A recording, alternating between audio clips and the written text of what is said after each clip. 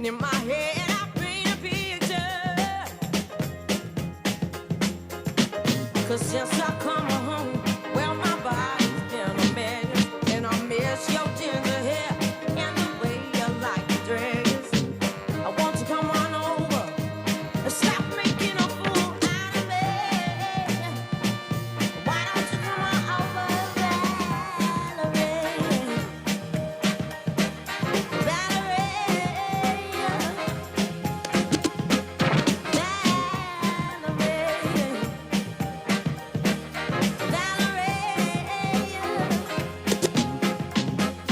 Did you have to go to jail? But your house on a up for sale. Did you get a good lawyer? Hope you didn't catch a 10. Hope you found the right man who'll fix it for you. Are you shopping anywhere? Change the color of your hair. Are you busy? And did you have to pay that fine? You was dodging all the time. Are you used to busy? Since I come home, well, my body's been a mess. And I miss your ginger hair and the way you like to dress. Won't you come on over? Stop making a fool out of me. Why don't you come on over, Valerie?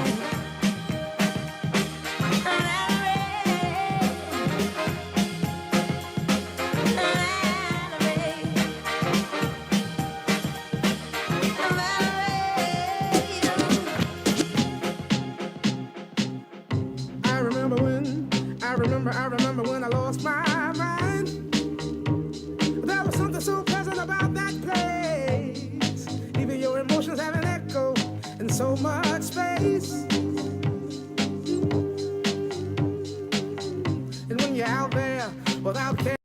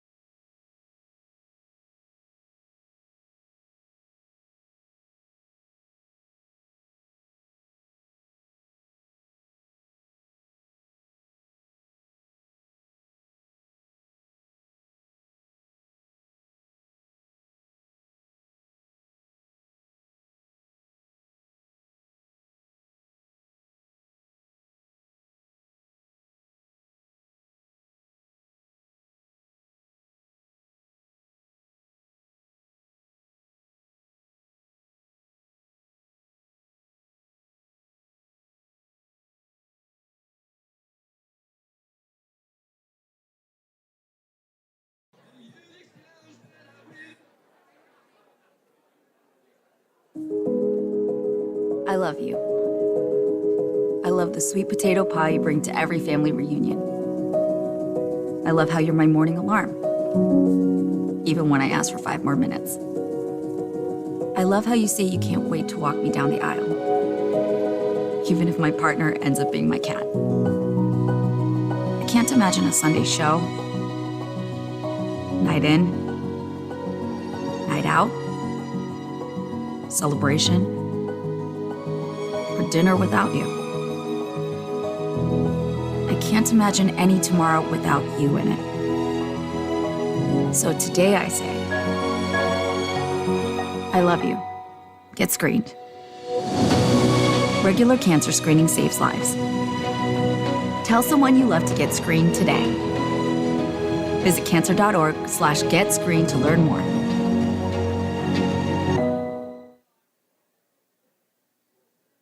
I love all the fans out there. I love you for the energy you bring to the stadium, and because I love you, I want you at your best. So today, I'm here to tell you, I love you. Get screened.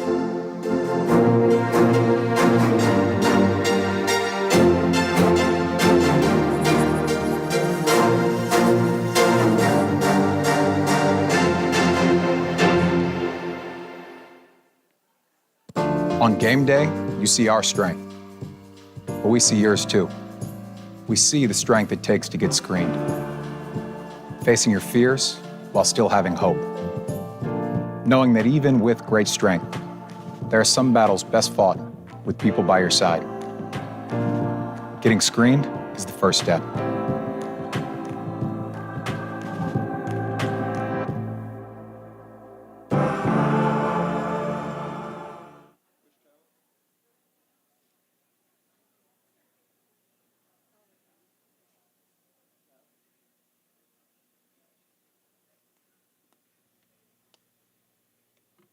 All right, hi everyone, how we doing?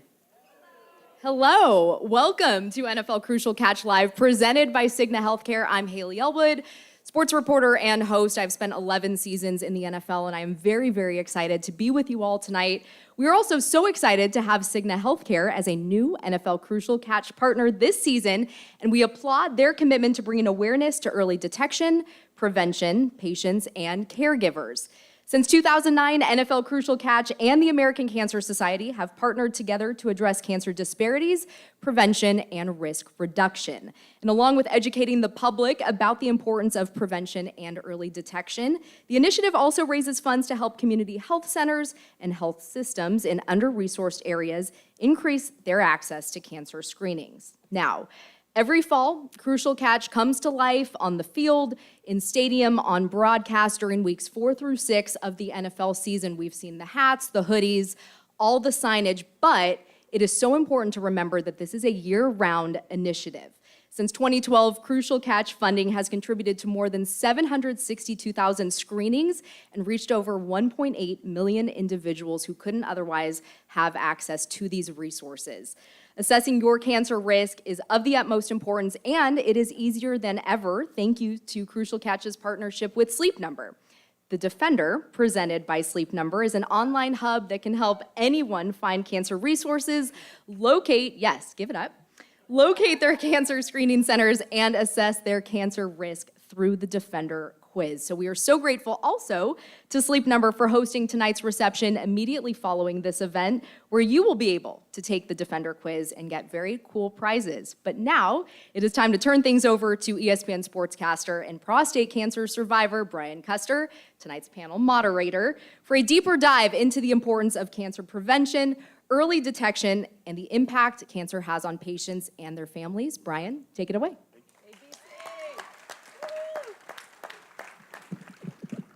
Thank you, Haley. Happy Super Bowl, everybody. Welcome to New Orleans. I am Brian Custer, sports broadcaster with ESPN, do host some of the Sports Center shows, Get Up, call play-by-play for college football, college basketball, a little bit of NBA, so I do carry a lot of hats. Also, a cancer survivor. And for me, happened about 11 years ago. I was in the best shape of my life, about 42 years old, went to my regular checkup, and doctor told me, you've got cancer. And he said it's aggressive. In fact, his words were, it's not effing around. I was shocked. I was shocked for the simple fact that at 40 was the first time that I had had a PSA test done. A friend of mine told me to do it. And then teased me, too, about it. Like, hey, you know, you go get a prostate exam, get your PSA done. You know what the doctor's going to do? He's going to take that little finger. So I was like, okay. I went and did it. And then I said to myself, I'm not doing that again. That was uncomfortable. So I didn't have it done at 41. And when I went and had it done at 40, my number was a 2.1. And for anybody who knows anything, once you get in those whole numbers, some issues, especially if the doctor will tell you any number over 4, you really need to talk to your doctor. But I was only, at the time, 40, and I had it 2.1 is what my PSA was. Didn't do it at 41, didn't take the PSA test. Did it again at 42. The doc said, I think we ought to do it. I said, nah, doc, you know, I already had it done. And he said, no, I'm looking at your records. You didn't. And so we did it again at 42, and he felt a bump on my prostate. Got the number back. It was a 5.4. So that number had basically more than doubled in a year's time. I remember he saying, look, you're young, it's aggressive, I recommend surgery for you. And I told him, I said, Doc, I've never really had any major surgery in my life. Can we do something else? Can I take a pill? Do something. He said, sure, we can try whatever you want. But the way this is and the way it looks, if it doesn't work, you'd probably be dead within a year. I was floored. Had surgery, and everything went great. A couple of years later, numbers started going up a little bit, and I had to go through 39 bouts of high-grade radiation. But here's the thing. I'm here, and I'm healthy. Why? Because I got tested, and I did it, and I was diligent. Hard-headed, but I was diligent about it, and had a doctor who was diligent about me getting tested. And if you do it and you catch it on the front end, you can be here 10, 11 years later in the best shape of your life and alive. And I think that's the important thing that we're trying to stress to you today. Cancer is not a death sentence anymore. You know, in fact, I'm just curious would you stand up for me if you're a person who's battling cancer right now or has battled cancer? Stand up for me. Stay standing. I want you to stand up for me then if you know you have a family member, maybe a friend, a coworker, you know that's battling cancer right now.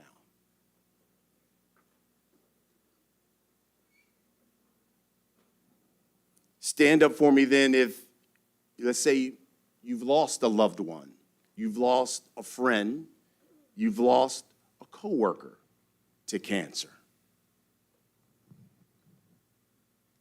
Here's my point. Take a look around. It affects all of us. It doesn't care if you're a man, a woman, whether you're black, you're white, you're Asian, whatever. It affects everybody. And that's why this is important. And that's why we're here today. Thank you. You can have a seat. Listen, we're going to have a really, really great conversation today. Get some information out for you. And I got an MVP when you talk about panelists. I mean, we went from the top to get these people here. Last year it was great. But boy, I'm telling you, the American Cancer Society and the NFL, they upgraded here when you talk about the panelists we got. So let me start. Gentleman, former quarterback, spent 16 seasons in the NFL. In fact, 2005, this guy was the #1 pick in the NFL. He's a Cigna ambassador. He's one of my colleagues at ESPN. Like, this man was Patrick Mahomes' mentor, Mr. Alex Smith.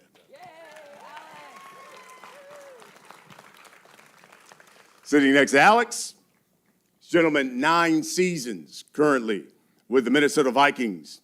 He's the 2024 Man of the Year nominee for the NFL.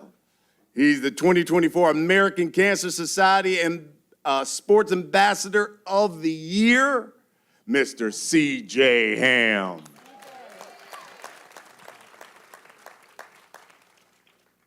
Sitting next to C.J.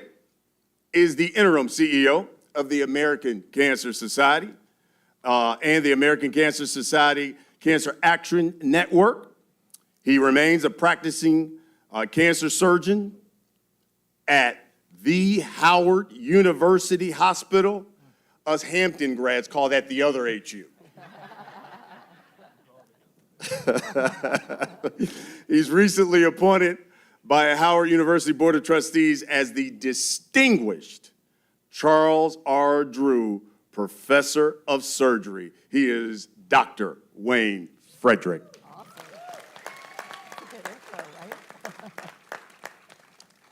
And then next to the doctor, got one of my favorite people on this planet. This woman is one of the most distinguished broadcast journalists in the country. She has worked at every major network you can work. I'm talking CNN, CBS, NBC Sports. In fact, tomorrow she is going to be recognized with the Pat Summerall Broadcast Legend Award.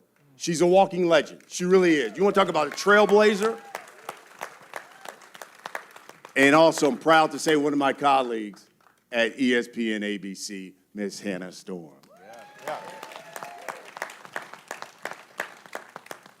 Okay, so let's have a conversation here, and I'll start with you, Mr. Alex. And like the people here, your daughter, Sloan, just celebrated a birthday. Yesterday. How old is she? 9. 9. Yeah. Sloan was diagnosed brain tumor. How many surgeries? She's had three brain surgeries now. What impact did that, because that's the baby, correct, of the family? She's the baby. Yep. What impact did that have on you as a caregiver in the family? Oh, man. You know, as a parent, all you want to do is protect your kids.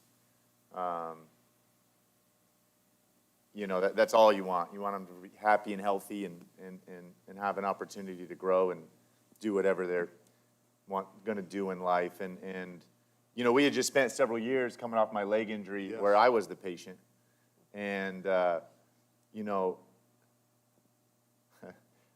reflecting back, like it was so hard going through my leg injury and the 2-year kind of process back. But I mean, when you're the one in the bed and you have some control and it's happening to you, it just is, it's such a different mentality. And then, you know, as I retired and stepped away from the game and, you know, you're looking forward to life after football and you know, I'm still a young man in the scheme of life, even though I was pretty old in the locker room. And, you know, your baby girl, it's life-changing, you know, to say the least. When you go to the ER, you know, you rush to the ER and you know, they bring my wife and I in and tell us that, you know, she has a brain tumor. You don't even know what to do with those words. You have no idea what it means. It's the scariest thing you've ever heard in your life. And, you know, that she was going to have emergency surgery the next morning, you know, that the A-team was coming in. Thankfully, we live close to Stanford's hospital, and that you didn't know the prognosis, right? All this unknown. You have absolutely no idea what's, you know, lays before her and us. and you're scared to death, and the unknown is terrifying, and you're trying to hold it together and be strong for her.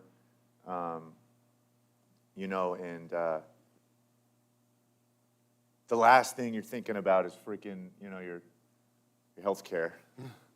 You just want what's best for her, and you're willing to do anything for it. And that's coming up on 3 years ago. Wow. Now, and she's had a brain surgery every year. And this is an ongoing, she's going to have a scan on Saturday. And Were there symptoms? Did you notice anything when she was little that you said, maybe something's not right here? Leading up to it, in hindsight, probably the few weeks and months leading up to it, that she was off. It's hard to put some things on it. Wasn't sleeping well. Had started to wet the bed, which was really unusual at that point. And then she was home from sick and throwing up, and really kind of thought it was a stomach virus going around the school. And then she had stayed home from school all day. I was with her all day that day. And later that night, my wife went to get her up and kind of get her moving and to go take a bath. And that's when, changing out of her clothes, she was not using her right arm, and then had slurred speech, and her face was drooping. And that's when we called 911 and ran to the hospital. Give the people, you talked about having the scan tomorrow. How's Sloan doing now? If she was here, you guys would have no idea that she's had 3 brain surgeries. She is unbelievable. She does competitive dance. She just had her first dance competition of the season last weekend, which luckily I got to be there because we weren't working with the Pro Bowl. So I had my dance dad gear on in the audience. She's on 5 competition teams. She's a ball of energy. Thankfully, she has not had any setbacks from the surgeries. Yeah. Thankful that it is operable. It's still it's a very rare tumor that she has. No clear route forward as far as treatment goes, as far as chemo and radiation. At this point, we are surveilling it, as that's called. So she was getting a scan every 2 months. We have since upgraded to 3, and this will be the 12-month mark on Saturday from her last surgery. She had surgery the day after the Super Bowl last year. Yeah. Doc, when it comes to, let's say, treatment for tumors, can you tell us what kind of programs ACS has, especially for families, as he's talking about, he's not thinking about healthcare at that point, that, they can help families looking for support? Yeah, first let me just say I'm a big Washington fan, so I'm a big Alex Smith fan. Not only your football, but just as a person, I've always admired you from far. I think what you've been through shows your resilience and grit, and obviously with what you're going through as well. Wish you the best, but appreciate the nobility with which you approach it. We have different pillars at the American Cancer Society, one being advocacy, where we're trying to make sure that people can get testing. As a matter of fact, just yesterday, a bill was moved forward through Congress, bipartisan support, and sponsors in the Senate to get men with prostate cancer tested early. And so that's one of the things that we do at the American Cancer Society, try to make sure that there's legislation to allow for people to even get screened early, because if you're diagnosed earlier, we have a better likelihood of saving you. That's the first thing. I'll say the second thing that we do is our discovery pillar. We try to get people in research projects and participation in clinical trials. The reality is we have a dearth of participation in clinical trials, especially for underrepresented minorities. So we're coming up with information and data and treatments, but the people that we have tested it on don't necessarily really represent the full spectrum of people in our society. And then the next thing we do is patient support. And that pillar in particular speaks to a lot of what Alex mentioned. It includes, we have Hope Lodges. We have 31 Hope Lodges around the country. We actually are trying to bring a couple to the West Coast.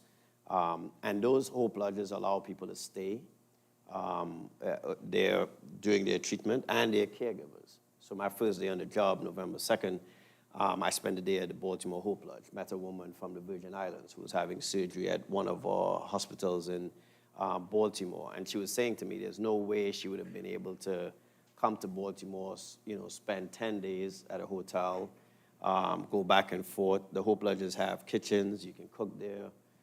We have areas where you can, make puzzles, you can knit. We have community nights where everybody can get together and watch a movie. So, a really special thing. And even in circumstances where they overbooked, we actually pay for those patients to stay in a hotel. So when we raise funds, that's some of what goes out in patient support. We offer people rides to their treatments as well. Something that may sound simple for the average American. You think about it, you spend a day getting chemo, you're not in the best physical condition. Yes, we know we have access to things like Uber, et cetera, but depending on how far you live, that could be a $50 penalty. And the last thing we do, I would say that is important around that patient support, is provide navigation. And I'll tell a quick story. When I first got back to Howard, I'm a cancer surgeon, mainly operating on patients with GI cancers, but I've taken care of patients with breast cancer in the past. I operated on a 40-year-old woman who had breast cancer, great operation, great outcome, and then she missed her first chemotherapy appointment. And I called her, and I have to admit, I was in my paternalistic, I am doctor, you're a patient kind of tone. Why didn't you show up, et cetera, and went on for about 90 seconds.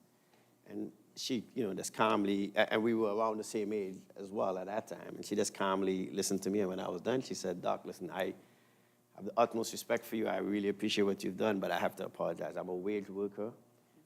It's the end of the month. Rent is due on Monday. They wanted me to come in for chemo on Friday, and if I missed that, I wouldn't be able to do it." 5 kids. In a year, she, passed, and the eldest daughter had to take care of the other 4 kids. And I have to tell you, that brought home a reality to me around what is needed to support patients, right? So yes, you may get an operation and have to go get chemo, but who is taking care of all the other things you've got to take care of in your life? And I think the American Cancer Society tries our best to fill some of those gaps to make sure that patients can get to their treatments, but also navigate the systems, of our society, because these people are living lives every day, and they're complicated, and that's just something that we need to recognize as well. CJ, your mother passed away 4 years ago? About 4 years ago, pancreatic cancer. And now that's your platform, bringing awareness to the disease, helping with support. Tell us why that's become your mission here, more than almost as much as football. Yeah.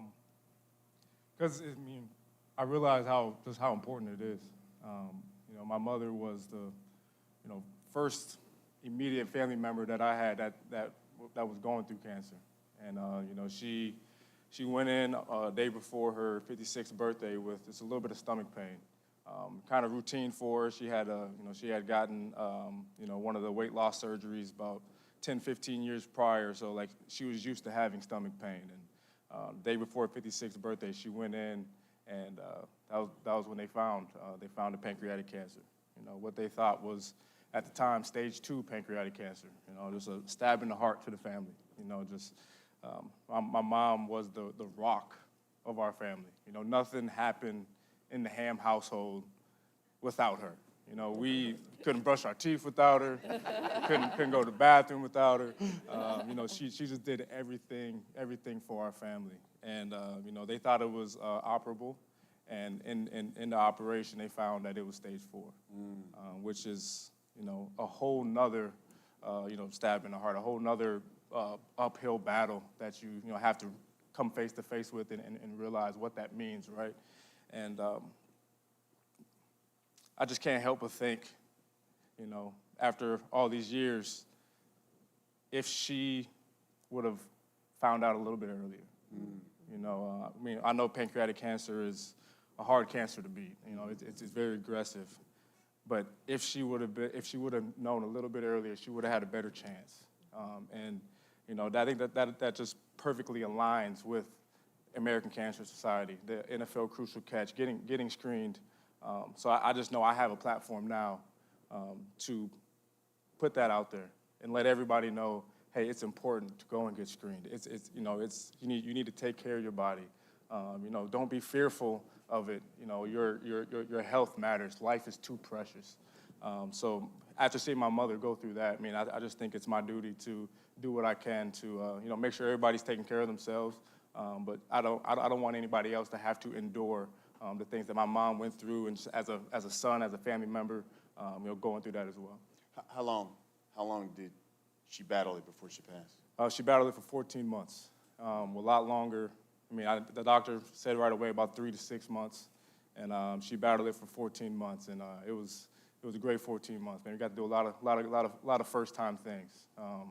Brought the family to on a family vacation for the first time. Everybody, about over 10 of us. I got to bring her to my first Pro Bowl back in 2020. Going in Orlando, her seeing Disney World for the first time, and just being with my kids. I still look at those pictures today. So it was a great 14 months. 14 months I'll never forget. And I just miss her. So here's the great thing about CJ, because as I talk about it, this has become his mission. And so CJ has now started something about Pamper Her Purple. It's an event he does every year with his wife, Steph, and they do it out there in Minnesota. Tell the people all about Pamper Her Purple. Yeah, it's it's our favorite event, that's for sure. And Pamper Her Purple with the American Cancer Society Sleep Number is there helping us out. It's a spa day for women who have battled cancer or are currently battling cancer. We bring them onto our grounds in Minnesota, and we have a really nice hotel, Omni Hotel, where they just get to have a day to relax. Go get their nails done, go get massages, just be in community with each other, tell each other stories, their journeys, their battles, laugh, have dinner. It's truly a great event, and for us to even just be able to be there with them is truly a blessing. To be surrounded with some of the strongest women that I've ever seen in my life, it's real special, man. I appreciate it. Been doing it? How many years? 4 years. We just finished our 4th year. How many women? I think they said over 60. Over 60 women and children too. That's fantastic. Give it up. Thank you. My question is, because I've been to Minneapolis a couple of times, can we do Pamper Her and Him if I come? You slide one brother in. I got you, bro. Just one though. Just one. I got you. Doc, I was looking at some numbers, and it said in the United States, the 5-year survival rate for people with pancreatic cancer, 11%. Why is the survival rate so low? Yeah, this is one of the cancers that I primarily treat. And as CJ was saying, a big part of the issue is that where the pancreas is located, it's very difficult to make the diagnosis. So oftentimes what happens is one of the first indications people get is back pain. And when you think of back pain, you don't think of the pancreas, you think of something wrong with your spine or your musculoskeletal system. And a lot of times people get workups related to that, or they're slow to go to the hospital because they're trying heat pads, et cetera. The second thing is your common bile duct, which is the duct that brings bile from your liver, that can get blocked. And as a result, the bilirubin in that bile can cause yellowing of your eyes as it gets backed up into your system. That yellowing of your eyes is also something that takes place gradually. So if you're living with someone, oftentimes that person doesn't even realize that this other person's eyes are getting yellow because it's happening gradually. You see somebody every day, it's like your kids. They grow in front of you, and you don't make sense of it. So every now and then you walk in the house, and you're like, wait a minute, this kid is 6'1", what's going on here?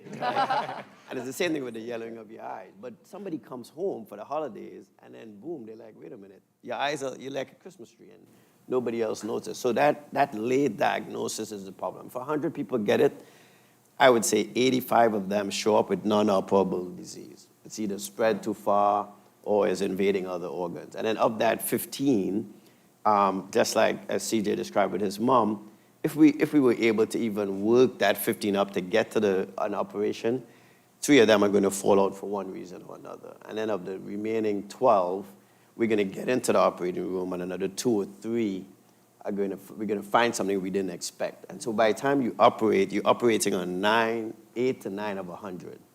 And then that operation is a very difficult operation. But as CJ said, if you get diagnosed early, the outcome is different. Yes. Every October 5th, I get a gentleman who calls me on October 5th, 2005. I operated him for pancreatic cancer, and he's called me every October since, and he will do the same, hopefully by the grace of God, this October, which would represent his 20th year of survival. Very unusual. The second patient I operated on survived for 13 years, and then since then, the statistics are exactly as said, and unfortunately, that is the 5-year survival for all comers. But if you can get to an operation, it could be a very different outcome. My follow-up to you, Doc, is, and you, listening to CJ and what you just said, it reminded me of prostate cancer, because so many people ask me all the time, like, did you have any symptoms? I didn't have nothing. I told you I was in the best shape of my life. I was shocked. I mean, I didn't have any problems going to the bathroom, and thus the reason why, as Doc knows, they call prostate cancer the silent killer. Mm-hmm. Because a lot of times, once you have those symptoms, sometimes it's too late. And I remember talking to my doctor about it, and I said, what would have happened had I not gone to the doctor and gotten checked? And he said, well, where yours was really aggressive, and it was at that stage where it was getting ready to spread, and as doctor would tell you, the first place it goes is to your spine. And he was saying, you probably would have woke up with the worst back pain that you've ever had in your life, where you probably couldn't even gotten out of the bed, and that's when you would have known it's too late. That's exactly right. And you would have gotten a workup for the regular causes of back pain, yes, especially seeing that you were fit. Yeah. We would have been, concerned about you pulling a muscle. You'd have gone back to some exercise you did that you felt, and all of those things would have continued a little bit of a delay until eventually somebody would have said, okay, we got to get an x-ray, and lo and behold, you would have had. So why is it so important that you have guys like CJ out here who's on this mission, especially with pancreatic cancer, hitting that bell saying, hey, look, you need to know about this cancer, you need to know about in getting checked. Why is that so important? It's critical. Pancreatic cancer is just so lethal. The incidence of pancreatic cancer has been going up 1% per year for men and women every year. But the death rate is unabated. So as many people get it, as many people die almost every year. And so we've got to get people thinking about it. So the minute you get symptoms, we want you to think of the very worst case scenario, because that conversation with a physician is going to help. The second thing that I think CJ has pointed out is, that vacation with the 10 family members, the secondary impact of that is that anytime any of them show up with an issue, they're more likely to say, I have a mom who had pancreatic cancer or an aunt. And so again, that family history knowledge is important. And the last thing I think about what CJ said that I hope all of us in this room will always be cognizant of is, just as you had all of us stand at the beginning, the caregivers' support is so important, and caregivers go through a lot. And as CJ was saying, he had a wonderful 14 months. But the fact is he could have walked away after those 14 months, and he didn't, right? He stayed in the fight. He's trying to make sure other people don't go through what his mom went through. And on top of that, he's even going another distance and pampering them. So I know you promised, one spot for the male, but I hope if I show up, I get it. I'll just take a manicure. That brother's going to take a manicure, pedicure. Yeah, I want that whole deal. But my point is, I really appreciate the fact that, again, you've stayed in the fight, and you're not just concerned that I took care of my mom, but you're trying to make sure that we all can take care of our families. Really quick, Doc, I know the American Cancer Society just released here recently its 2025 Cancer Facts and Figures, their report. So can you enlighten the people what it revealed? Yeah, first I would say the headline is we're doing a better job. If you look at from 1991 to now, the death rate is going down. We were on a trajectory in 1991 that this would have been a really major issue. It's still the second cause of death in America, so it's problematic. But because of different things that we've done, we've probably avoided 4.5 million deaths from cancer since 1991 as a result of getting people screened, having people be educated, and advocacy. But there are three things that are very concerning in the report. The first is that the disparities in outcome for underrepresented minorities is persistent. African Americans and Native Americans are 2 to 3 times more likely to die from from any kind of cancer.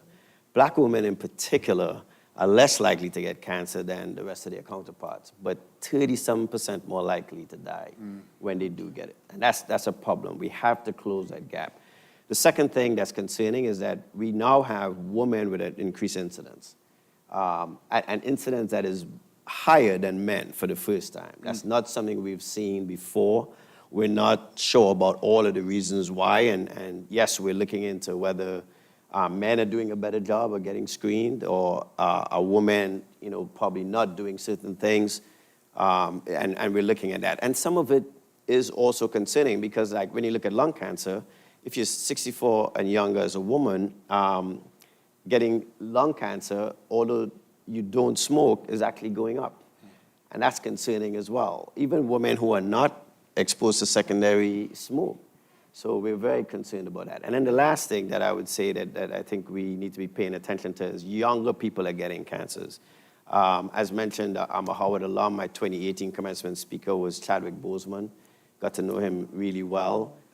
We have no screening mechanism that would have caught a colorectal cancer in a 30-something-year-old guy, and worse yet, that it was stage 4. What a lot of people don't realize is Abraham Kendi, who Howard just hired, also had a stage 4 cancer diagnosed around the same time. Here are two fairly prominent African-American young men who show up with a stage 4 cancer. There's no colonoscopy, there's no guideline we have right now. So the other thing that we want people to be aware of is to please think of the possibility that this could be a cancer in your first discussion. Don't have blood in your rectum and your stool.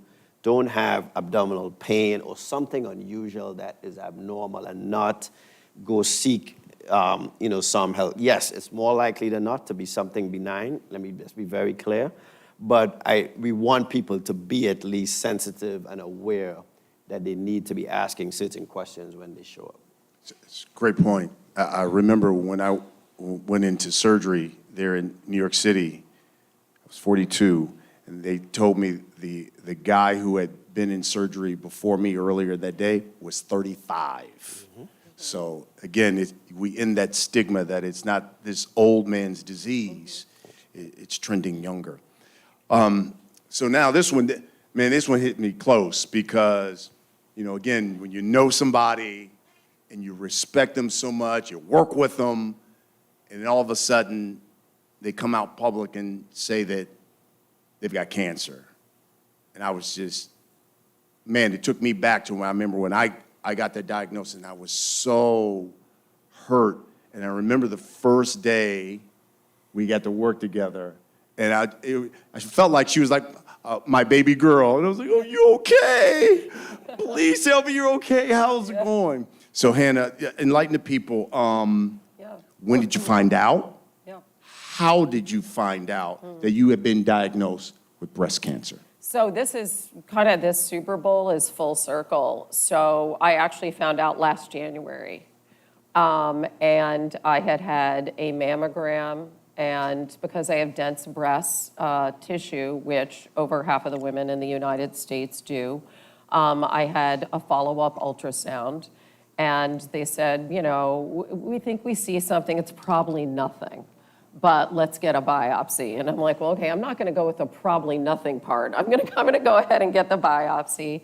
I got the biopsy. I had been at work. Bill Belichick had retired that day. So it was a crazy day. I got called into work, was on the air, all afternoon. And I was in my car, coming home, and a strange number popped up. And I was like, okay, well, I better answer this. And the radiologist was like, hi, and I had just had the biopsy, and she was like, do you have a minute to talk? And I'm like, sure, I'm in my car, I've got a long drive home. And she's like, no, maybe we better wait until you get home. And then I was like, okay, here we go. And I was like, no, actually, I'm good. I want to talk right now. And she said, well, I'm so surprised, were her first words. And then she was like, you have cancer. You have something called ductal carcinoma in situ. Now, that sounds really scary. It's called DCIS. I had never heard of it, but it's the earliest form of breast cancer. And I have had no history in my family, no symptoms, but have been pretty good about having my mammograms. Amen. Okay? Now, a lot of my friends, come to find out, and a lot of people I know, are not so good at having their mammograms. You know why? Because you go in, it's super unpleasant. They take your breasts, they smash them between metal plates, okay? It's really uncomfortable, as you were describing your exam. But not only that, so many women, you got kids, right? Or you're taking care of your parents, or you have a job. You have to take time off from what you're doing. You have to schedule this really unpleasant thing, which you really feel like in your mind, you're not at risk, you're fine. It's very similar to your story. And so you just don't go. But, come to talk to a lot of men in my profession, and I'm like, you know what? You need to be an advocate for the loved ones in your family, for the women in your family. Make sure that, be their partner. Like, make sure they are getting their screening. If you have to drive them there, drive them there. If you have to watch the kids, do that. Maybe make a dinner date afterwards. Like, do whatever you have to do to make sure that loved one in your life is getting their screening, because unlike the pancreatic cancer that you spoke about or your daughter, what Brian and I both discovered was because of routine screening. That was it. Just making that appointment. So what I do with my business partner is she puts it on my calendar like a business meeting, right? And so luckily I did that, but I was absolutely shocked. And because you figure, by the way, so I'm 62. So by that time, at age 4, I probably had like 22 clear mammograms and ultrasounds. I've been tested every year and absolutely nothing. I had done a cancer fundraiser about a month and a half before with Chris Evert. As you guys know, she's famous, very famous tennis player. She has the BRCA gene. She had a mastectomy. She's had multiple surgeries and so forth. And she brought her doctor with her, Dr. Elisa Port, who's the head of the Dubin Breast Cancer Center. So I convinced her to be at this fundraiser with me, Chrissy. She said, can I bring my doctor? She brings her doctor. We talked to an audience, much like you guys, all about the BRCA gene, all about what Chrissy's been through and all this. This doctor's lovely, all right? So I get this call in the car. I go home. I call Chrissy. I'm like, hi. Can I have the doctor's number? And so I called Dr. Port, like right away. Us sports people, like, we need a game plan. I'm like, what's gonna happen here? And so I called Dr. Port, and she's like, I'm running into a meeting. And she goes, you are not gonna die from this. And I was like, all right. I don't know anything about this. I don't know what's happening. She's like, you're not gonna die from this, and we're gonna figure this out, and we're gonna figure this out together. And that's what we did. I ended up having surgery about 2 weeks before the Super Bowl, and my goal was to come back from surgery and anchor SportsCenter the morning of the Super Bowl, and I did. And that was really cool to be able to do that. That's fantastic. That's so, fantastic. yeah, it was. And then, I didn't know. There's so many awesome aspects to everything you guys have talked about. But, on the back end, I wasn't sure if I was going to need radiation or not. Luckily, we have a lot of amazing technology now that can look at your cells once you have surgery and see what should you respond to radiation or not. And so I was just waiting. And then I went public and to tell my story, because I feel like, if you're able to share your story like we are today, and if it inspires like one person to get a mammogram, or it inspires one person to pay attention to symptoms, or, by sharing your story, and these are like really personal things, right? But we have to talk about this. Like, we have to talk about cancer, and we have to talk about cancer in our families, right? Like, you have to know your history.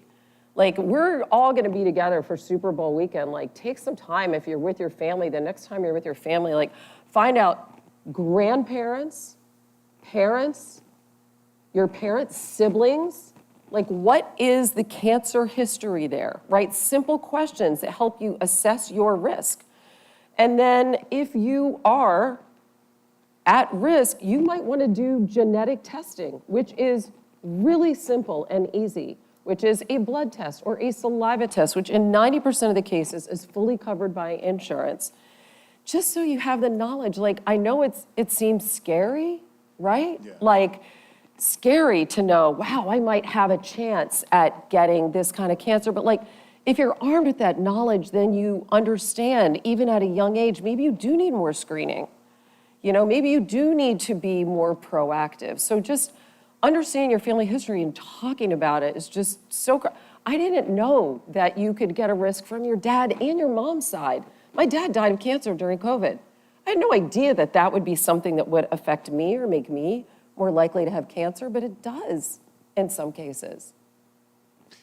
Based off everything, you've given some great advice. Women's in the audience here, most important thing you kind of want to leave with them that you think women should know when it comes to breast cancer and awareness, getting checked and things of that nature? What would be the most important thing you would want? I mean, there's nothing that can replace screening, right? So that's your first step, and just make it a priority. And if you have trouble making it a priority, if you have trouble getting there, you know, enlist the help of family and friends. Really put the pressure on your friends and the people that you love, and let them understand that, you know what CJ said about his mom, as she was like the epicenter, how like nobody in your family could do anything without your mom, right? Like, you're that person.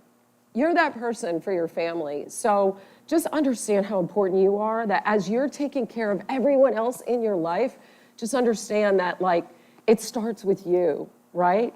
And sometimes you have to be your own advocate, you know, and ask the questions and push your doctor to get the testing that you need. You have to understand, do I have dense breasts? If I do, I have a right to get an ultrasound, okay? If I hadn't had an ultrasound after my mammogram, they never would have found this. And if you can find breast cancer early, your chances of survival are 98 to 99%. Say that again. 98 to, and the doc will back me up here.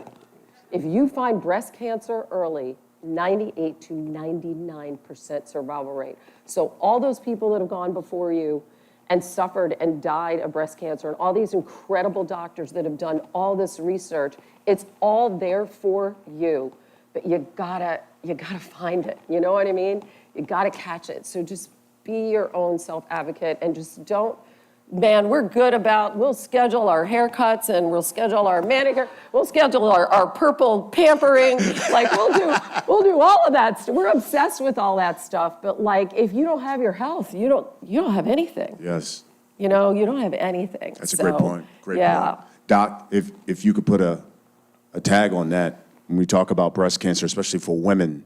Women and men. And men as well. Also get breast cancer, What would you say? You know, I think there are two things here. One is that self-awareness that Hannah just spoke about. Being aware that this is something that you should do, but also being aware of your own body, right? You, as you mentioned, had dense breasts, and therefore an ultrasound or even an MRI may be a better screening tool. But you're having that knowledge and knowing about it is important. The second thing is that advocacy around breast cancer is one of the best examples of how that can impact outcome. As a result of women advocating around breast cancer, we now have annual mammograms. It is the only operation I do where the patient can tell me how much surgery to do. If I operated on somebody's colon for colon cancer, they don't tell me, Doc, well, leave my left colon, just take out the right. They don't tell me that. But breast cancer advocates have made us realize that they may not want the pain and the anxiety associated with an annual mammogram. And they may say, well, Doc, I'll do a bilateral mastectomy and have reconstruction. And that advocacy has led us to a place where, because we're getting annual mammograms and annual screening, we're diagnosing earlier. So breast cancer actually has probably a greater than 90% overall survival for the early stage breast cancer. And even today now, we have such advocacy that even women with stage 4 breast cancer are living much longer. We're turning that almost into a chronic disease, like we treat hypertension. But that advocacy around breast cancer, I think, is a great example, you know, of what you said. But I do want to underscore one thing that Hannah said. Women are the center of our family lives. At the end of the day, we all have stories like CJ's, like Hannah. They're also very busy. My wife will tell you, I'm probably the most incapable human being she's ever met on many, many levels. I can do a hell of an operation, but boy, when it's time to just find my tie, like this morning, I had no clue. And of course, she took like 30 seconds. I was like, the tie was sitting right here. I was looking for it for 30 minutes. But because of that, they tend to advocate strongly for all of us to get what we need to get done. But we really need to be mindful of that and make sure that we're advocating for them as well. And I do think that that's a very central point that has to be emphasized. It's precedent with breast cancer, which is the second leading cause of cancer that's in women. And certainly high number of women are going to be diagnosed, but we have to advocate for making sure that they do get where they need to be, et cetera. And I will take a moment of privilege to say that if Hannah Storm doesn't say it, then it's not true in sports. So we'll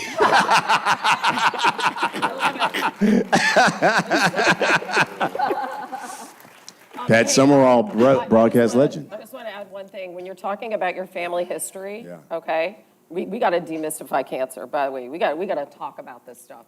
When you're talking about it, make sure that you're really looking for breast cancer, ovarian cancer, colorectal cancer.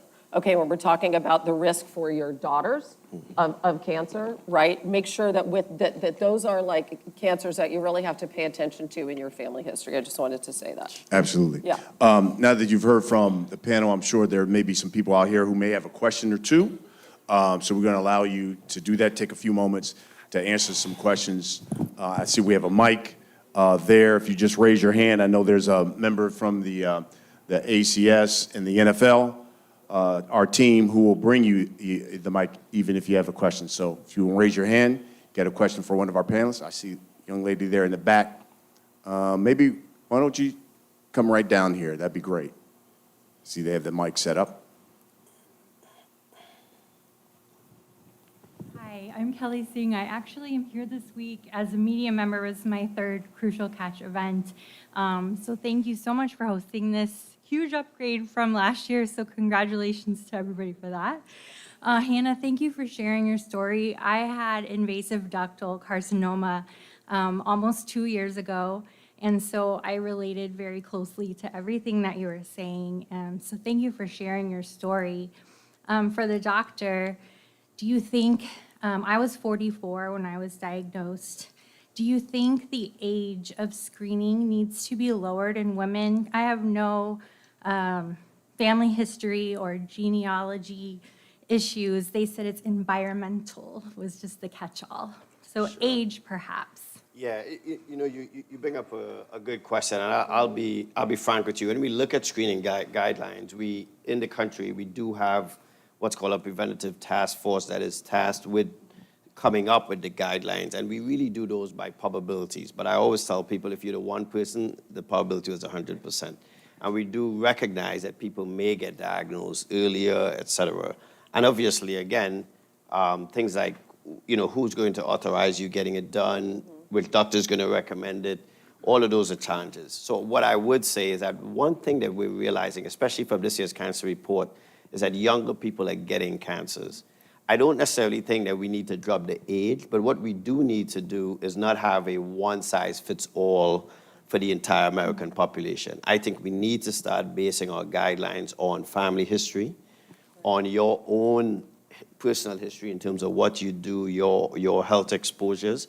And I think using those, we can then come up with guidelines that probably are modified. So in your circumstance, for instance, as Hannah was rightly saying, you now are an index case in your family. If you have a daughter, we probably do need to consider her getting her first mammogram before 45 or before 40, as the recommendations we may suggest today. And we may suggest maybe 35. Or maybe we say, based on your family history, the person should get screened 5 or 10 years before that incident. In somebody like C.J. Ham, when we think of his mom being diagnosed with a pancreatic cancer at 56, we don't have a screening tool for pancreatic cancer. Maybe we should. Maybe CJ should get an annual CT scan or every other year. Those are all things I think our research on population science is kind of looking at so that we can find a medium between over-screening, because there is a concern about that as well, and the anxiety that will come with that, but probably finding it just right based on everybody's own circumstance and not just a one-size-fits-all. Thank you so much. And on the dense breast topic too, women in the audience, if you think you have dense breasts or you've been told that you have dense breasts, you have to advocate for yourself to get more than just that mammogram and ask for a sonogram or ultrasound. It's okay to ask for that. It's the law now. It's the law that your doctor has to inform you whether or not you have dense breasts, just so you know. So make sure that you ask that question. It's nothing you can feel. Right. Okay, it has nothing to do with the size of your breasts or anything like that. It just means that the tissue is such that when you get a mammogram, it's hard for them to tell the good stuff from the bad stuff. Like that's the most simple way I can say it. But you are required by law, your doctor is required to tell you, and then you should be getting that second screening, right? Yeah, and while the question is coming to the mic, the other thing that I think is going to be revolutionary in this is we're starting to use, radiologists are beginning to use AI tools to interpret readings of mammograms, et cetera, which will increase the likelihood of us finding things. And in dense breast, the issue there is that a tumor may be hidden in the density, so that the usual shadowing and so on you may see in a mammogram, you don't see because the breast tissue is so dense that a tumor may really hide. And it's why, as Hannah is saying rightly, we want to use multiple modalities to try to get to the answer. We've got time for one more question. Yes, sir. Hey, I'll try and be brief. It's sort of a comment and a question. I'm a pediatrician. Obviously, I believe in prevention, and I want to thank y'all for being advocates for cancer prevention and just advocating for prevention in general. The other thing I just want to kind of slightly bring up is I'm a scientist. I love science. I love the technologies that we have that allow us to save lives. And I just want to kind of make a little mention and a plea to everyone in the audience to promote science, ongoing investment in science, ongoing investment in public dollars for National Institute of Health Science. There's a lot of changes in our country. I believe in our democracy. I love the people here. I became an advocate by working at a big charity here in New Orleans many moons ago. Welcome to Louisiana. Have a great Super Bowl. But pay attention to what's happening at the national level. Without science, y'all wouldn't all be sitting here. And none of us would, well, but in your positions that you have and the platforms that you have, please continue to promote science as the answer to help us live longer, healthier, safer lives. Thank you. Thank you very much. Thank you. I'll wrap it up with this, and I guess question for everybody here on the panel. Start with you, Alex. If there is someone who's going through a cancer diagnosis right now, either as a patient or as a caregiver, in your instance, give them some words of encouragement. What can you tell those folks right now? Oh, like, it's the conversation I have with myself. Yeah. You know? I mean, because they may have a Sloan. Yeah. And they're thinking, the world is over, her world's over, my world's over. Yeah. What could you tell them? I think Hannah hit on something on this demystifying cancer. You know, when I heard those words and brain tumor, you know, you don't even know what it is because it's this dark thing. It just, you know, it's a death sentence. You don't even know, and there's so much unknown. And for me, we've been thrust into specifically this pediatric brain tumor community. And as scary as the unknown is with my daughter, and again, as incredibly rare as her tumor is, and we're still searching for answers and second opinions and experts from all over the world, like, you realize you get connected to the community, and as scary as the unknown is, you're thankful for the unknown. That there are some people that would love to have that, right? That their diagnosis wasn't that way. And again, I think that connection and support within the community has really helped. Certainly us and our family, thrusting ourselves into that community, connecting with other people that have gone through similar situations and leaning on them. It's not easy. I think trying to do it alone is impossible. So I would very much encourage, I think, to, again, talk about these things, connect with the community, find answers, and it's certainly for us being in the middle of this right now, still, it's certainly where we're at. And I know it's helped us personally in that regard, so. Yeah. That's great. CJ, same thing to you. You, as a caregiver, you went through it. What words of encouragement could you give somebody who may be going through something that you've gone through, helping their mother or their father through this? What would you say to them? Yeah, I feel as a patient and as a caregiver, I think my obvious encouragement is to fight, to fight against it. But I would say, along with modern medicine, I think one of the biggest things in this fight with cancer is your willingness to beat it, your attitude towards it.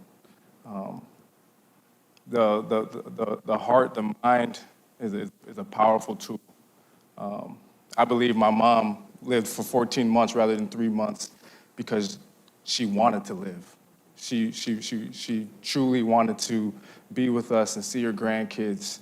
And you hear so many stories out there, and I've seen so many women and people who just have a great attitude about it. I mean, as hard as it is. I mean, I've never been diagnosed with cancer. I've only been a caregiver, so I don't know that weight of getting that news.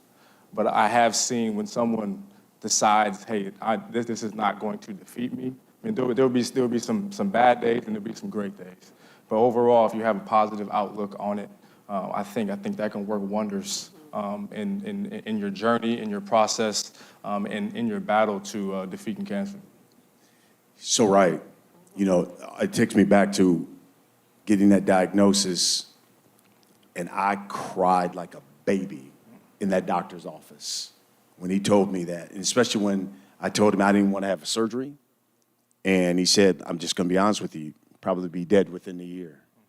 And I just almost fell out of my chair because at that time, I think my boys were, I want to say 8, 10, and the other one was 4 or 5. And I thought, man, I'm not going to see them go to high school. I'm not going to ever see them graduate from high school.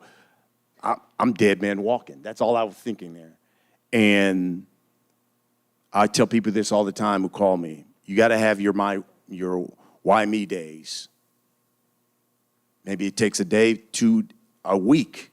But then after that, change your mindset. And then it was, you know what? No, I'm going to fight. I'm going to see these guys become men. I want to be a pawpaw.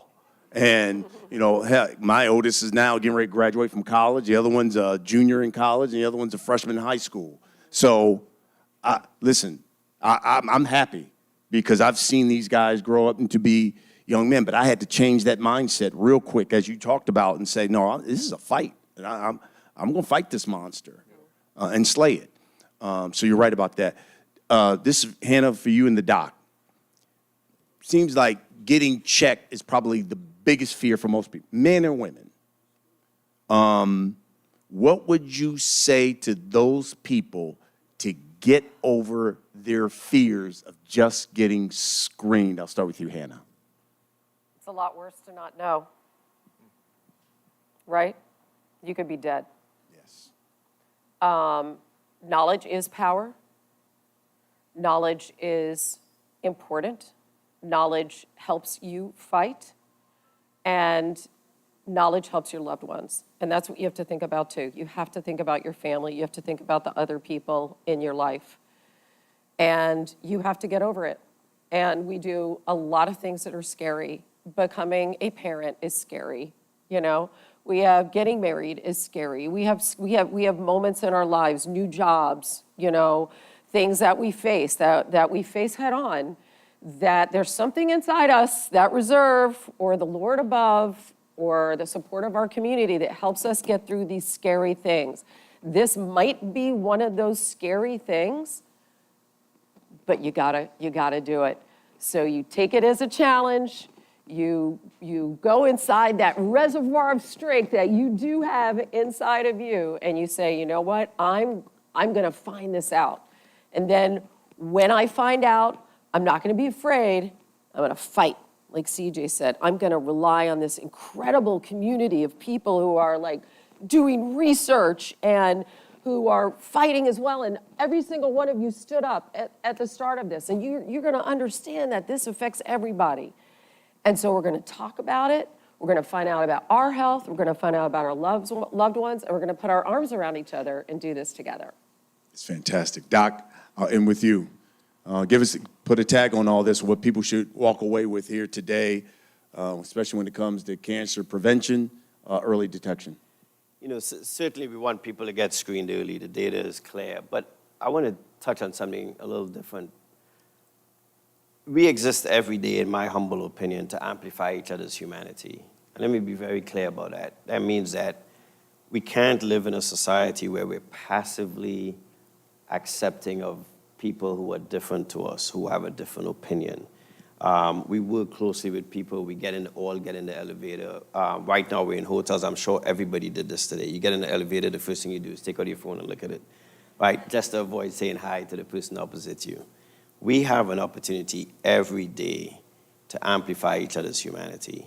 And cancer screening is one way for us to express that amplification of other people's humanity.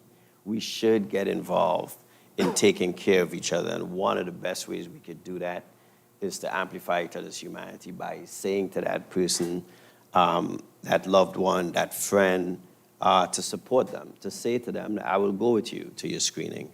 I'll help you schedule the appointment. I'll watch the kids for you. I'll take you out for that tub of ice cream after, et cetera. Right? I will pamper you in the way that, you know, CJ talks about pampering. But in all seriousness, we have to take that beyond just a diagnosis of cancer. I think as the pediatrician said, we're going to have differences, but let's look for the opportunities where we can come together. We're discussing a wide variety of topics in our country now that we don't all agree on, but there are areas where we agree. Something as simple as people who live in rural areas. Some of them are traveling over 100 miles to get a screening test. That's a diversity issue. It's an equity issue. It's actually an inclusion issue. So we may not use the same language, but we have to use the same sentiment. And the underlying sentiment is that we all have a humanity that should be amplified by each other. Certainly want to thank all these panelists. I want to thank Cigna. Hey, look, Cigna is our healthcare provider at ESPN ABC. So shout out to Cigna. We love you. We love you. Sleep Number, thank you for what you've done. You know, I did this last year and met the people from Sleep Number, and I told them, I travel every week, so I'm on the road every week doing games. And I said, I don't really sleep very well. And the guy said, why don't you buy a Sleep Number bed? I was like, man, get out of here. I bought a Sleep Number bed this summer. I ain't slept as good. Man, I got some good sleep going on when I go home. So thank you to Sleep Number, but more importantly, thank you to these folks. You know, I did this last year, and I couldn't wait to come back this year because the stories you hear from these guys, and you know, I get to work with these people, but now you see and hear what they've been going through. So thank you, Alex, man, and happy birthday to Sloan. Yeah, thank you. We wish nothing but the best for Sloan. CJ, brother, it's great what you're doing in Minneapolis. The best of you and Steph, and keep doing the Pamper Her Purple. I'm straight up going to crash that party one of them days. And I'm like, Doc, I want a manicure, the pedicure. I want the whole thing, though. Hannah, I mean, I'll see you at work. And she is radiant. Her family's great. I know her husband is probably here. So shout out to Dan. And she's getting the Pat Summerall Broadcast Legend Award. It's a walking legend right there. Raise money for St. Jude's. For St. Jude's. Yep, for St. Jude's. There she goes. I mean, that's why I said she's one of my favorite people on the planet. She's just a great person. I'm so happy that you're healthy. And Doc, everything you're doing for the American Cancer Society and there at Howard, my HBCU brother, thank you for doing everything you're doing. And thank all of you guys. Haley, back to you. Great job, BC.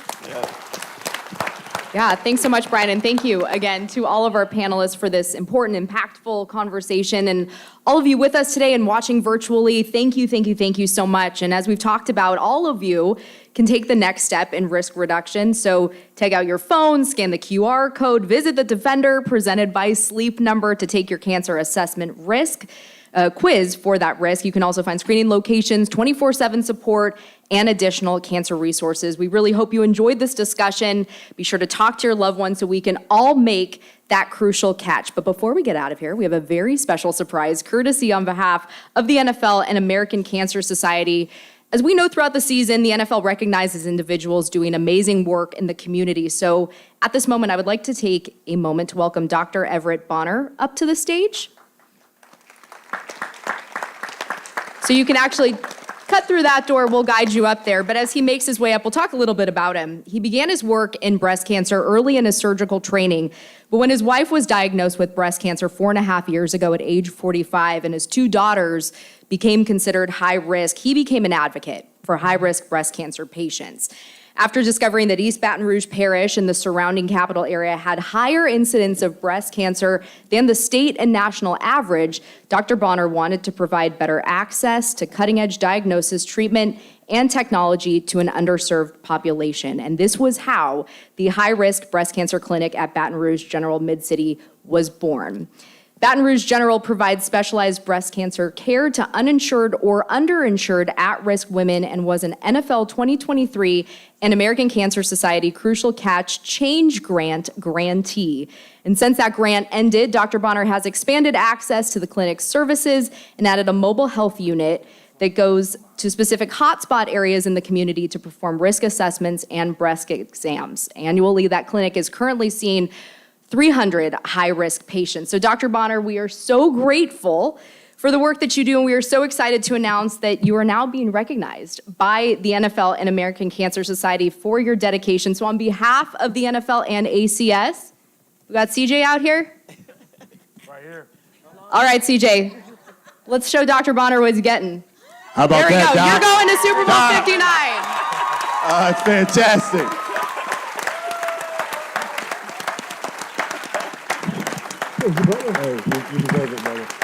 Doctor's going to the Super Bowl.